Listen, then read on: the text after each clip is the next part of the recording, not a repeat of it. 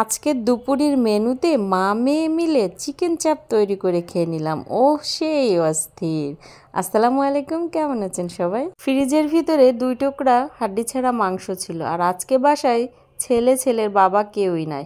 তো দুইজনে কী আর করবো, মা মেয়ে মিলে এই চিকেন চাপ তৈরি করে ফেললাম। তো চিকেনটাকে ভালো করে শিলপাটা একটু থেতলে নিলাম, আর এই যে মশলাগুলো লাগছে এক নজরে মশলাগুলো দেখে নিলাম। আর আজকের মশলাগুলো ইনস্ট্যান্ট আমি বেটে নিব শিলপাটায়। একে একে সব মশলাই বেটে নেব, আর টমেটোটাও বেটে নিব শিলপাটায়।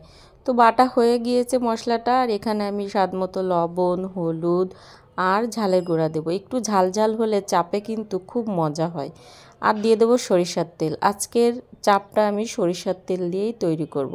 তো মশলাটা বেশ সুন্দর করে মিক্সড হয়ে গেছে। এবার মাংসের গায়ে ভালো করে মেখে আধা ঘন্টা রেখে দিব। আধা ঘন্টা পরেই এটাকে আমি ভেজে নিব। এই চিকেন চাপটাকে পাতলা ডালের সাথে অথবা পরোটা রুটির সাথে খেলে কি যে মজা লাগবে, খুবই মজা ছিল। খাওয়ার পরেই আমি এই ভয়েসটা দিচ্ছি আর রিভিউ দিলাম। মাশাল্লাহ, অনেক সুন্দর হয়েছে। বাসায় যখন এই রেসিপিটা ট্রাই করবেন, দেখবেন কতটা মজা হয়েছে খেতে এটা।